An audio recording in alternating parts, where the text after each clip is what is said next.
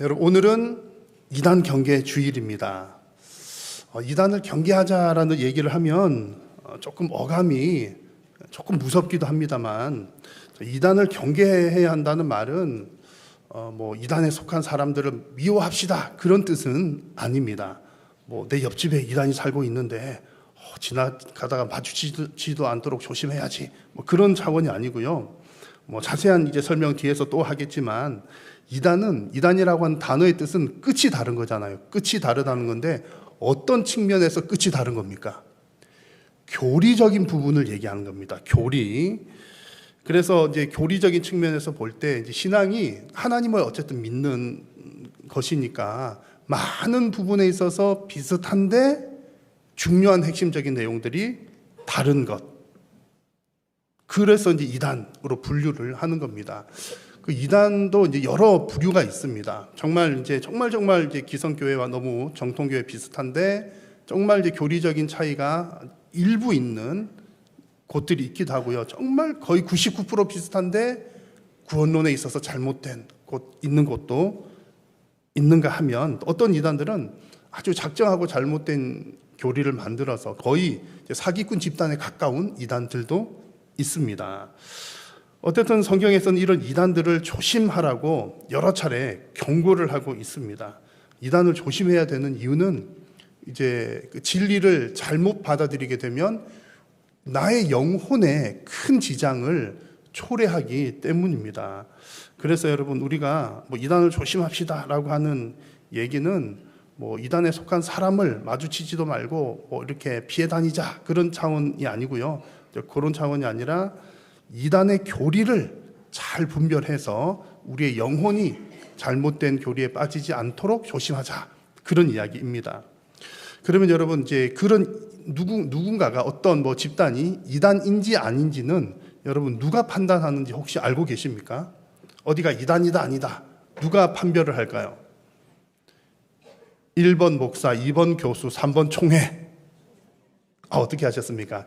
총회에서 하는 겁니다. 한 개인이 결정하는 것이 아니라 각 교단의 총회가 연구를 해서 결정을 합니다. 그러다 보니까 한 집단을 두고서, A라는 집단을 두고서 이단인지 어떤지에 대해서 각 교단마다 견해가 다를 수도 있습니다.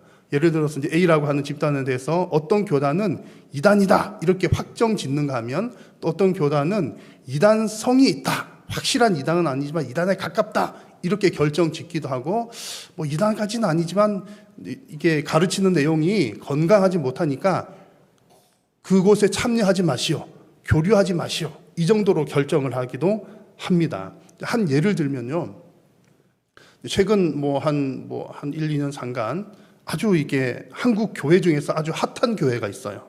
아주 핫한 교회. 어느 교회가 매스컴도 많이 탔던 교회 있는데 혹시 어느 교회인지 짐작이 가십니까? 사랑제일교회가 있습니다. 사랑제일교회가 있는데 우리 고신총회에서, 우리 교회가 속한 고신총회에서 2021년 제71회 총회에서 사랑제일교회 전광훈 목사에 대해서 교류와 참여 금지라고 결정한 바가 있습니다. 아주 이단이다 이렇게 결정한 것은 아니지만 위험하고 건강하지 못하니 교류하지 말고 참여하지 말라라고 이렇게 있습니다. 근데 이제 최근 들어서 매스컴에서 이렇게 짬뽕 섞여가지고 저한테도 이제 그렇게 물어본 분이 계셔서요. 사랑제일교회가 고신교단입니까? 이렇게 물어보시더라고요.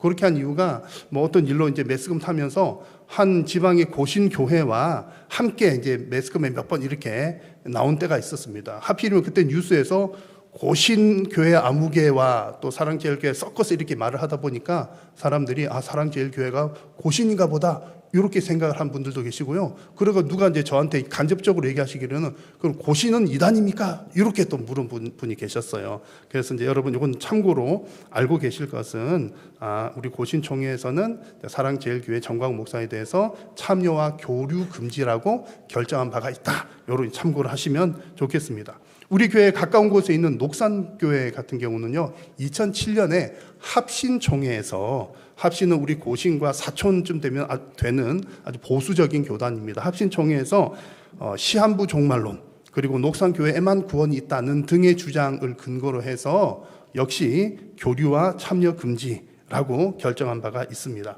그래서 이 말씀을 드리는 이유는요, 우리가 어디가 이단인지 아닌지를 알려면 각 교단에서 어떻게 결정을 내렸는가가 중요하고요. 또 이제 그 교단도 어떤 교단이 어떤 결정을 했느냐도 사실은 이제 꽤 중요합니다. 여튼 중요한 것은 누가 이제 내 가족 중에 누가 이렇게 어느 교회를 가야 되는데 자꾸 이상한 소문이 돌아서 뭐 이단인지 아닌지 궁금하다. 그러면 이제 요즘에는 인터넷 검색을 하면 잘 나오니까 각 교단에서 어떤 결정을 했는지를 참고를 하시면 되겠습니다.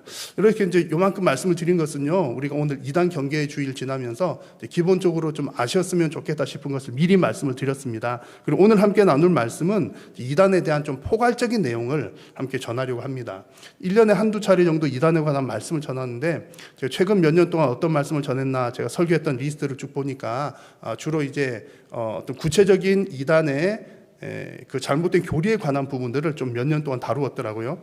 그래서 오늘은 구체적으로 이 이단은 요런 거가 이렇게 잘못됐다, 그런 내용을 다루지 않고 좀 이렇게 포괄적인 내용들, 특별히 이제 좀 영적인 기초 체력에 해당될 만한 내용들을 함께 나누려고 합니다. 그래서 오늘 설교 제목을 사랑만 알면 곤란합니다 라는 제목으로 정했어요. 여러분, 제목이 마음에 드십니까? 어떠십니까? 갸우뚱하지 않으십니까? 믿음, 소망, 사랑 중에 제일은 무엇이라? 사랑이라. 아니, 사랑이 최고인 줄 알았는데 사랑만 알면 곤란합니다. 그래가지고 오늘 목사님이 설교 제목을 잘못 정하셨구나. 혹시 그런 분 계실지 모르겠습니다. 정말 사랑이 최고인 것은 맞는데, 자, 어떤 의미를 담고 있냐면, 사랑이 정말 최고인 것은 맞지만 사랑만 알면 곤란하다는 것은 잘못된 사랑에 빠지는 것을 조심하자라고 하는 의도로 이렇게 제목을 잡았습니다. 예를 들면, 만약에 여러분 마약에 빠진 사람이 나는 마약을 너무 사랑해요, 난 마약 없이는 하루도 살 수가 없어, I love 마약, 만약에 그렇게 누가 얘기한다고 할 때 우리가 그래, 나는 당신의 사랑을 존중합니다, 열심히 사랑하며 사십시오, 이렇게 대답을 해줄 수가 있나요? 그럴 수는 없잖아요. 그래서 사랑이라고 하는 것은 참으로 존귀하고 고귀하고 중요한 것은 맞지만 진리 안에서 행하는 것이 너무나 중요하다. 내가 내 판단으로 내가 사랑하니까 내 사랑이야 라고 하는 것은 위험하다는 이야기입니다. 안타깝게도 이단에 빠진 사람들의 다수가 대단히 헌신적이고 대단히 교회를 향한 사랑이 대단히 넘칩니다. 그러나 그들의 사랑은 진리에서 벗어난 잘못된 사랑이기 때문에 얼마나 안타까운지 모릅니다.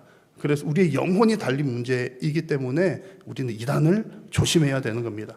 이단뿐만 아니라 우리 성도들의 일상 신앙생활에서도 마찬가지입니다. 우리가 사랑을 하되 나 중심의 사랑이 아니라 진리 안에서 행하는 것 대단히 중요합니다. 그래서 오늘 이 말씀을 통해서 정말 진리 안에서 우리 하나님을 더욱더 깊이 사랑하는 저와 여러분 될 수 있기를 간절히 소망합니다. 자, 먼저 여러분, 우리가 진리 안에서 하나님을 바르게 이단에 빠지지 않고 사랑하기 위해서 이단이라고 하는 단어와 더불어서 정통이라고 하는 말을 잘 좀 기억을 할 필요가 있겠습니다. 지금 우리는 이단 그러면 딱 그 단어만 들어도 어떻습니까? 아, 잘못됐구나. 뭔가 안 좋은 그런 부정적인 이미지가 있잖아요. 그런데 본래 이단이라고 하는 말은 본래 뜻은 그렇게 부정적인 의미는 아니었습니다.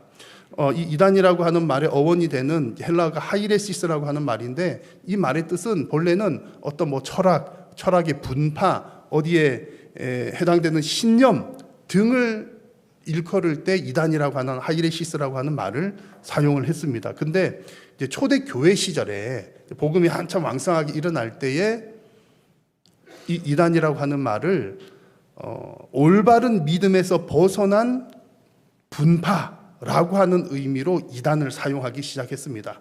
그러니까 그전에는 그냥 난 이쪽 분파야, 난 이쪽 분파야, 그렇게 사용했던 단어를 이제 교회 시대에는 성경에서 사용할 때는 그 올바른 신앙에서 벗어난 분파를 두고 이단이라고 불렀다라고 하는 이야기입니다. 오늘 본문에서는 이제 그런 내용을 두고서 다른 복음이라고 하는 표현을 사용했습니다. 7절의 말씀을 보시면 다른 복음은 없나니 다만 어떤 사람들이 너희를 교란하여 그리스도의 복음을 변하게 하려 함이라는 말씀을 했습니다. 다른 복음은 없나니, 이 얘기는 그러면 진짜 복음이 A라는 진짜 복음이 있으면 B라고 하는 진짜 복음도 있단 말인가? 그런 거 아니라는 얘기입니다. 그래서 다른 복음이라고 하는 말은 복음에 대항하는 다른 주장을 한다라고 하는 겁니다. 그러면 이제 본래 있었던 복음은 어떤 복음입니까? 본래 있었던 복음은 하나밖에 없는 거예요. 어떤 복음요? 그리스도의 복음. 예수 그리스도만이 우리의 복음의 원천이 되신다는 이야기입니다. 이것이 올바른 믿음이고요. 이 올바른 믿음을 다른 말로 표현하면 정통신앙입니다. 그냥 이렇게 옛날부터 흘러왔다는 전통을 얘기하는 것이 아니라 바른 계통이라는 뜻의 정통입니다. 여러분, 우리 신앙에 있어서 바른 계통은 누구로부터 내려오는 게 바른 계통입니까? 정통입니까? 예수님. 자, 신앙생활에 있어서 정통은 누구로부터 내려오는 겁니까? 예수님. 하나님이라고 대답해도 뭐 틀린 말 아닙니다만 구약의 여러 가지들을 포함해서 완성하신 분이 예수님이시기 때문에 구약의 율법도 아니요, 새로운 어떤 철학 사상도 아니요, 예수님께서 가르쳐 주신 복음이 정통신앙이라는 얘기입니다. 그래서 예수님께서 시작된 게 너무나 중요한 얘기고요. 예수님께서 직접 부르시고 가르치시고 파송하신 12명을 우리가 뭐라고 부릅니까? 사도. 12 뭐요? 12제자라고도 하지만 12사도라고 부르잖아요. 그래서 우리가 이제 신앙생활 할 때 사도라고 하는 표현이 사실은 꽤 중요합니다. 오늘 예배 처음 시작할 때도 무슨 신앙 고백 하셨어요? 사도신경. 사도들의 전통을 따라서 세운 사도신경. 사도들의 고백을 따른 것을 우리가 신앙 고백으로 했습니다. 그렇게 하는 이유가 뭐냐면 예수님께서 직접 가르쳤던 첫 제자들, 그리고 그들로부터 계속 이어져 내려온 신앙의 전통, 이게 정통이라는 얘기입니다. 그래서 여러분, 정통신앙은요, 예수님으로부터 시작된 가르침을 사도들에 의해서 전수해온 신앙을 말합니다. 여러분, 정통신앙을 얘기할 때는 이 부분이 너무나 중요합니다. 신앙은 뭔가 해가 해를 거듭할수록 하나둘씩 더해서 발전시키는 것이 아닙니다. 우리 신앙은 하나님께서 계시해 주신 것을, 그 원본 오리지널을 잘 보존하고 전달하는 것입니다. 전수라고 하죠. 그래서 신앙의 전수라는 표현을 사용합니다. 그래서 얼마나 그 원본을, 오리지널을 보존을 잘 하느냐가 중요하다는 얘기입니다. 물론 여러분, 중간에 이렇게 다 흘러오다가 뭔가 이렇게 해석을 잘못했어요. 그러면 어떻게 합니까? 다시 연구를 잘해서, 우리가 해석을 잘못한 것은 다시 바로잡을 필요는 있죠. 그럴 필요는 있습니다만, 그래서 이런 부분에서 볼 때는 일부 발전이라고 할 수는 있습니다. 그래서 신학에 있어서는 발전이 있을 수도 있지만 근본적으로 신앙의 내용은 발전시키는 게 아니라 뭐 하는 거다? 전수시키는 거다. 오리지널 그대로를 전수시키는 것이다 라는 이야기입니다. 근데 이단들은 어떤 일을 합니까? 이단들이 이제 하는 일이 이 정통을 깨는 거예요. 정통을 깨는 겁니다. 이단들이 하는 일은 이 정통신앙에다가 자기들의 깨달음을 더합니다. 깨달음을 더하거나 정통신앙을 변형시키는 교리를 만듭니다. 그러면 사람들이 좋아할까요? 안 좋아할까요? 이걸 좋아하는 거예요. 여러분, 한번 이게 이제 제가 볼 때는 사람들이 이단에 빠지는 중요한 이유가 여기에 있습니다. 우리가 이제 기존의 신앙은 전수하는 거라고 그랬잖아요. 그러니까 기존의 신앙을 그대로 받아들이면, 우리 할머니의 신앙, 어머니의 신앙, 그걸 그대로 받아들이고 또 받아들이면 재미가 있겠습니까? 없겠습니까? 재미있다고 일단 하긴 해야 돼요. 없다고 하면 좀 하는 게 곤란하니까 재미없단 말은 얘기는 못하지만, 그냥 이게 이제 그냥 신앙을 떼놓고 생각을 해봐요. 우리 신앙의 정통이 어디서부터 시작됐다고요? 누구로부터? 예수님으로부터. 그러면 예수님은 몇 년 전 분이세요? 2000년 전 분이시잖아요. 그럼 2000년 전에 했던 걸 지금도 얘기를 한다는 얘기예요. 2000년 동안 우리는 그대로 오리지널을 하여튼 다 보존하려고 애를 쓰는 거니까 2000년 전 얘기를 지금까지 하고 또 하고 할머니 할아버지 그 할머니 할아버지 그 할머니 할아버지들이 맨날 똑같은 얘기를 몇 년 동안 해요? 2000년 동안 했다는 거예요. 여러분, 2000년 전 얘기 들으면 재밌겠습니까? 안 재밌겠습니까? 그거 생각하면 옛날 얘기해서 재밌을까요? 그거 생각하면 좀 무료하고 밋밋하고 맨날 듣던 얘기 똑같은 얘기로구나, 그런 생각이 들 수도 있는 겁니다. 근데 근데 그렇게 이제 잘 이렇게 맨날 똑같은 얘기를 하던 중에 누군가가 내가 뭐 하나 새롭게 깨달았어. 그래가지고 새로운 신선한 것을 하나 짠 갖다 놓으면 재미가 있는 거예요. 재미가 있는 겁니다. 신선하고 재미가 있는 거죠. 그래서 좀 이렇게 신앙생활에서도 뭔가 새로운 자극을 막 추구하거나 찾거나 하다 보면 제가 볼 때는 이단에 빠질 우려가 많이 있습니다. 그래서 여러분 오늘 먼저 우리가 이단에 빠지지 않게 해서 기본적으로 중요한 사실, 이 사실을 생각보다 사람들이 잘 중요하게 여기지 않는 분들이 있습니다. 기본적으로 중요한 사실은 우리가 성경에 대해서 몰랐던 것은 새롭게 배워야 되지만, 새롭게 배우지만 성경의 진리는, 기독교 정통 신앙은 뭐가 더해지는 것이 아니다. 오리지널 예수님께서 우리에게 가르쳐 주셨던 것을 잘 전수하는 것이다 라고 하는 사실을 여러분 꼭 기억하십시오. 그래서 이런 것들을 잘 해나가려면 일단 우리가 성경을 잘 배워야 되고 정통 교리를 잘 배워야 합니다. 여러분들의 신앙이 정말 바른 신앙으로 더욱더 견고하게 세워지시기를 우리 주님의 이름으로 축복합니다. 이렇게 정말 잘 세워지고 이단에 안 빠지면 좋겠는데 이단에 빠지시는 분들이 있잖아요. 근데 여러분 이단에 빠지는 분들은 특징이 있습니다. 이단에 빠지는 분들은 성경 공부하기를 좋아하는 사람들이 빠질까요? 안 좋아하는 사람들이 빠질까요?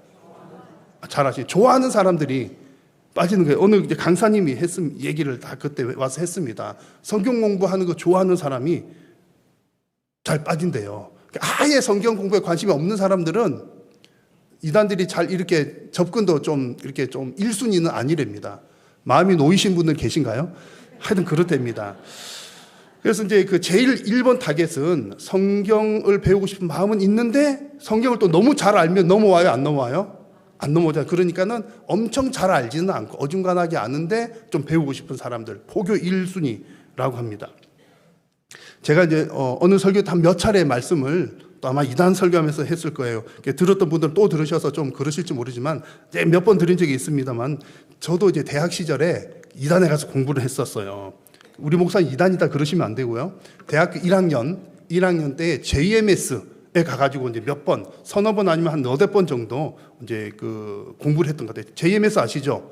지저스 모닝스타 정명석, 지금은 감옥에 있는가? 막 그럴입니다. 그 이제 완전 이단이죠. 있는데 이제 갔습니다. 그 대학교 1학년 1학기를 마치고 방학이 되어서 고향에를 내려가야 되는데 아마 안 내려가고 학교 캠퍼스를 서성거리고 있을 때에 어떤 이쁜 누나 2명이 와가지고 그때 뭐라고 어쨌든 이제 사실 예뻤던지 안 예뻤던지 기억이 안 납니다. 어떤 여자 누님 2분이 오셔가지고 처음에는 사진을 찍어달라 그랬어요. 사진 찍어달라길래 제가 이제 또 잘 찍어드렸죠. 그러고서 성경 공부에 관심이 있냐 그런 거예요. 관심이 있었거든요. 그 누나들에게 관심이 있었던 게 아니라 성경 공부에 정말 관심이 있어가지고 한번 가봤습니다. 가봤더니 공부를 이렇게 몇 번 했어요. 재미있었겠습니까? 없었겠습니까? 너무 재밌었어요. 지금도 몇 가지 제목 기억나요. 엘리야와 까마귀, 선스탑, 또 구름 뭐 어쩌고저쩌고 하는 거, 그것 3개는 확실히 기억나는데 한두 번 정도 더 이렇게 했던 것 같아요. 너무너무 재밌었습니다. 근데 이제 제가 다행스럽게도 중고등부 시절에 혹독한 교리 훈련을 받은 사람이었습니다. 그래서 중고등부 임원하신 분들은 잘 아시지만 이제 중고등부에 이제 학생이 임원을 하면 주로 전도사님의 교육 마루타가 되거든요. 이제 억지로 하여튼 교육을 시키는 거예요. 너 임원이니까 이거 배워야 돼가지고 막 이제 전도사님이 자기도 이제 처음 배웠으면서 제가 이제 신대원에 가보니까 알겠더라고요. 신대원 가가지고 교수님들한테 배운 거를 이제 와가지고 학생들한테 써먹는 거예요. 그렇게 해가지고 어쨌든 중고등부 시절에 교리를 막 어쨌든 원치 않게 많이 이제 배운 거죠. 그리고 또 나름대로 성경도 쭉 계속 꾸준하게 읽고 있었습니다. 그랬더니 이단이 가르쳐 주는 거를 한 2번, 3번 정도 들으니까 이상하구나 하는 분별이 되더라고요. 분별이 돼가지고 제가 이단 얘기는 혹시 이런 얘기 아니냐, 뭐 그렇지 않냐 질문을 하니까 이제 그분들이 그것은 이제 아마 속으로 깜짝 놀랐겠죠. 이 학생 보통이 아니로구나, 훌륭한 학생이군. 아마 그렇게 깜짝 놀라면서 그건 다음 단계가 되어야 뭐 중급인지 뭐 이제 다음 단계가 돼야 알려준다. 뭐 몇 단계를 다 해야 된다. 뭐 그런 얘기를 했더랬습니다. 자, 여러분, 제가 경험해 본 바는 그래요. 이단 공부가 재밌어요. 특히 이제 성경을 조금 알거나 그런 사람들이 볼 때는 더 재밌습니다. 왜냐하면 평상시 교회에서 제가 이제 그렇게 교리 공부를 했지만 하나도 재미없었거든요. 재밌었던 기억이 하나도 없어요. 별로 딱딱하고 재미없고. 그런데 이단들이 이렇게 가르쳐 주는 거는 거짓말을 섞어서 하니까 그냥 정상적으로 막 하면 이렇게 밋밋하고 좀 지루하고 어디서 맨날 듣던 얘기 또 하는 것 같고. 그런데 이단들은 뭔가 새로운 얘기, 그거를 이제 거짓말인데 진짜처럼 막 섞어서 하는 거예요. 여러분 일상 대화할 때도 좀 그렇잖아요. 정직하게 말하는 사람들이 있습니다. 그냥 일상 대화인데도 그냥 있는 그대로 팩트만 얘기를 해요. 여러분 그런 사람과 대화하면 재밌습니까? 재미가 없습니까? 그래서 저랑 대화하는 사람들은 별로 재미가 없다고 그래요. 뭐 맞는 말만 하냐고. 그래요. 근데 이제 좀 뻥을 섞어서 하시는 분들은 얘기가 어때요? 너무너무 재밌죠. 신나죠. 저분 뻥치는구나 생각을 하면서도 깔깔깔 호호호 언제 재밌거든요. 정말 이 이단 공부가 또 역시 마찬가지 비슷한 맥락이 있습니다. 막 그냥 처음 들어보는 이상한 얘기, 좀 뻥친 얘기, 뭐 가짜 얘기를 섞어서 하니까 재미가 있는 거예요. 근데 문제는 뭐냐면 우리 입장에서는, 이단이 아닌 우리 입장에서는 이렇게 진짜와 가짜를 섞어서 이야기하면 그렇게 할수록 분별하기가 더 어렵다 싶다, 훨씬 더 어렵다는 게 문제가 있는 거예요. 만약에 누군가가 우리에게 와가지고 처음부터 끝까지 줄기차게 거짓말만 하면 저 사람 거짓말이구나 쉽게 알 거예요. 근데 사기꾼이나 이단들이 하는 것은 처음부터 끝까지 거짓말만 얘기하는 게 아니라 진짜 얘기를 하다가 신뢰감을 주어서 가짜를 섞고, 또 진짜 얘기를 좀 하다가 가짜를 섞고, 그러다가 이렇게 신뢰관계가 형성되면 그 다음에 어떻게 해요? 가짜만 얘기해도 다 진짜처럼 믿는 겁니다. 이단이나 사기꾼들이 하는 방법이라고 합니다. 그래서 여러분 우리가 꼭 기억하셔야 될 것은 이단은 전부 가짜 얘기만 하는 사람들일 거야 이렇게 생각해서는 된다 안 된다? 안 된다. 이단들이 하는 얘기도 정말 어떤 경우는 90몇 % 이상이 정통 교리와 똑같은 경우들도 있다. 근데 중요한 것은 중요한 한 부분에 있어서 잘못된 그것 때문에 우리의 영혼이 위험해질 수 있으니 진리를 말하는 그 중간에 하나하나 부분, 작은 부분이라도 거짓이 섞여 있는 것을 잘 분별을 해야 된다는 그런 이야기입니다. 오늘 읽은 말씀도 보시면 6절 앞부분에 그리스도의 은혜로 너희를 부르신 이를 이같이 속히 떠나라는 말씀이 나옵니다. 그러니까 지금 갈라디아 교인들에게 얘기를 하는 건데 그리스도의 은혜로 너희를 부르신이라고 하는 말은 너희들은 이미 은혜를 경험한 사람들이다 라는 뜻이에요. 이미 복음을 들었고 알고 있고 하나님을 믿는 사람들인데 어디로 빠졌어요? 쉽게 말하면 이단에 빠졌다. 다른 복음, 잘못된 복음에 빠졌다는 이야기입니다.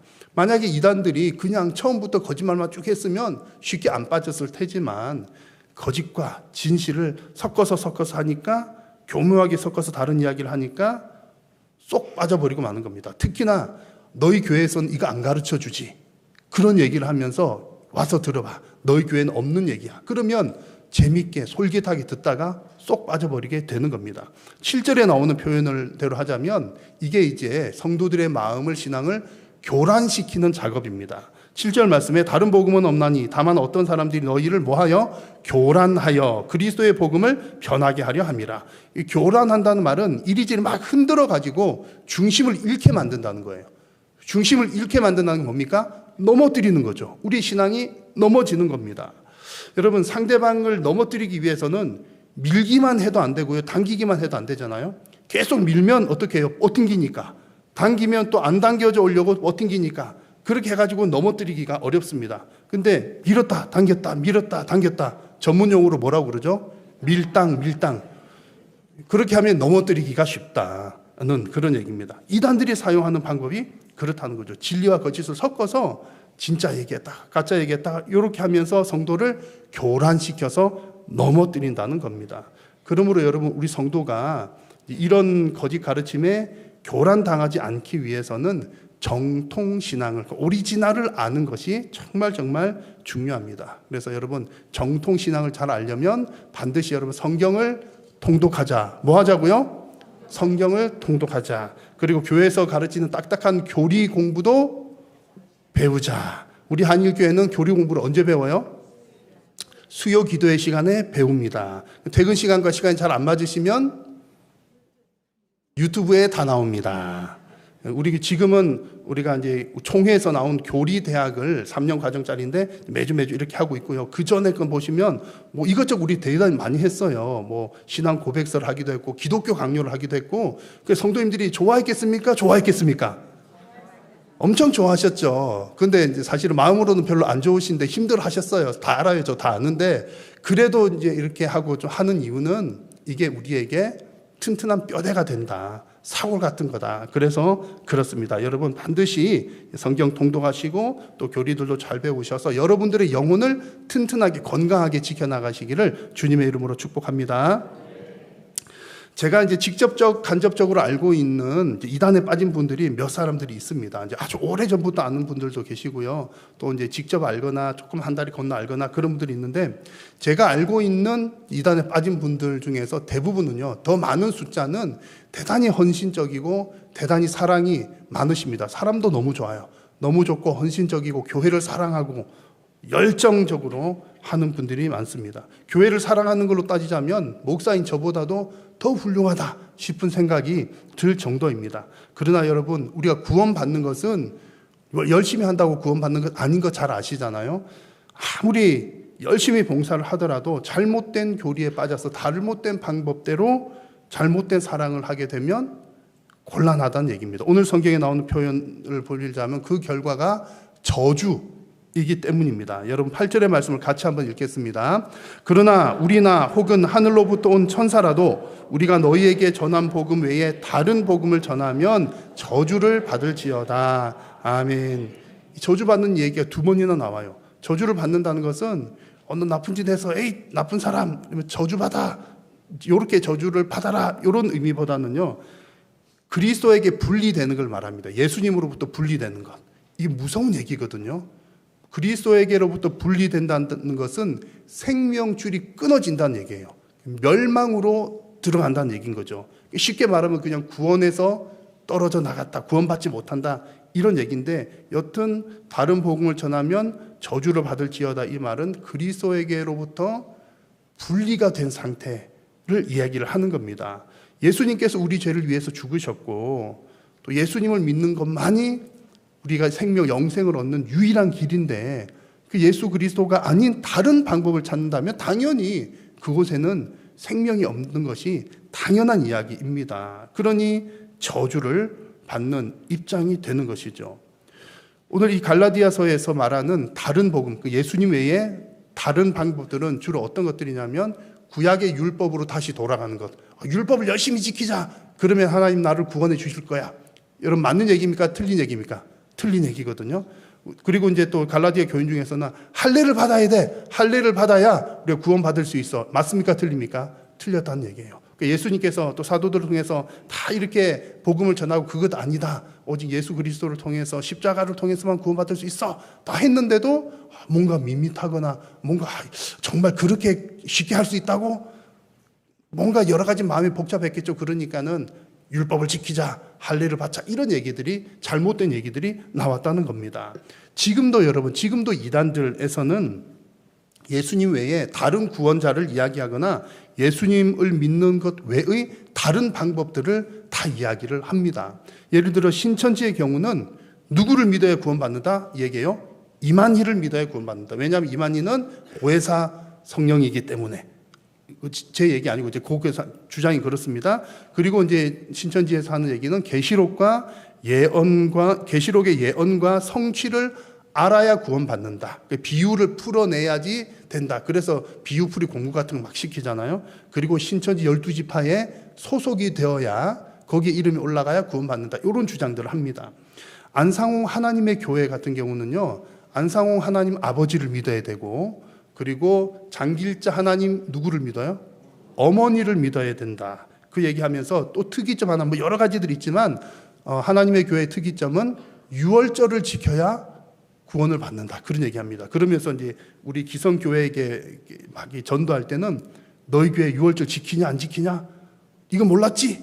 우리 교회 유월절 안 지키는데? 그러면서 이제 빠져들어가는 겁니다. 그 다음에 여호와의 증인 같은 경우는 이름에서 나온 것처럼 그 사람들도 공부를 많이 해요. 그래서 하나님을 아는 지식이 있어야 된다 라고 해서 이제 그 공부를 많이 하는 것과, 그 다음에 여호와의 증인 특징은 2명씩 전도를 다니잖아요. 전도하는 게 구원에 직접적인 영향이 있는 겁니다. 그리고 그 여호와의 그 왕국에 속해야 구원받는다, 이런 주장들을 합니다. 그래서 대체로 이 이단들의 공통점을 보면 자신들의 단체 밖에는 구원이 없다, 구원자라고 하는 주장들이 대부분 공통점이고요. 또 하나는 예수님 외에 다른 구원자를 내세우는 겁니다. 이런 것들은 다 너무나 확실한 이단이다라고 하는 거죠. 자, 여러분, 이런 곳에서는 잘못된 교리, 잘못된 그걸 가지고 있는 곳에서는 아무리 열심히 봉사를 하고 아무리 열심히 사랑을 하더라도 다른 복음이기 때문에 여러분 그 속에는 생명이 없습니다. 아무리 하나님을 사랑한다고 외치고 나 하나님 사랑해요 라고 외치고 또 뜨거운 사랑으로 열심히 봉사를 하더라도 그 사랑이 잘못된 사랑이면 안타깝지만 구원 없습니다. 인간적으로 볼 때는 너무나 안타깝죠.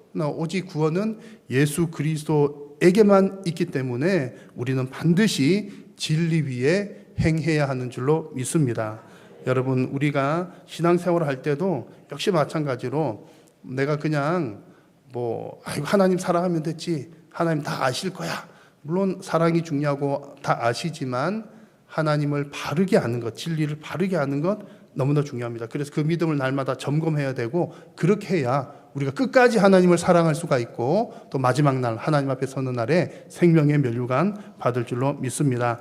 여러분, 하나님을 더욱 뜨겁게 사랑하시되 진리 안에서 바른 사랑을 하는 성도님들 되시기를 주의 이름으로 축복합니다. 오늘 이렇게 여러분 이단 경계주의를 보내면서 몇 가지 말씀들을 함께 나누었습니다. 제가 자주 강조하는 이야기처럼 하나님을 믿는 것은 내가 믿고 싶은 대로 내 방식대로 믿는 것 절대로 아닙니다. 내가 곰곰이 생각해 보니까 하나님이 좋은 것 같아, 하나님 믿을게요. 그게 아니라 우리가 하나님 믿는 것은 하나님께서 계시해 주신 방식대로, 하나님이 나는 이런 하나님이야 라고 알려주신 것을 듣고 믿는 거예요. 내가 상상해가지고 믿는 것이 아니라는 얘기입니다. 그래서 중요한 것은 이 신앙은 어디서 새로 더하는 것이 아니라 본래 하나님께서 우리에게 계시해 주셨던 것, 그리고 예수님께서 가르쳐 주셨던 것을 잘 전수해서 이어받는 것이 중요합니다. 저와 여러분 모두, 또 여러분들의 가정, 또 자녀들에게도 이와 같은 바른 신앙이 잘 전수될 수 있기를 우리 주님의 이름으로 축복합니다. 기도하겠습니다. 살아계신 여호와 하나님, 오늘도 하나님의 백성들에게 말씀하여 주시니 감사합니다. 사랑하는 하늘의 모든 믿음의 권속들이 정말 하나님께서 우리에게 주신 그 믿음을 바르게 잘 전수하여 바른 신앙 고백으로 반석 위에 든든히 서 가게 하여 주옵소서. 예수님의 이름으로 기도드립니다.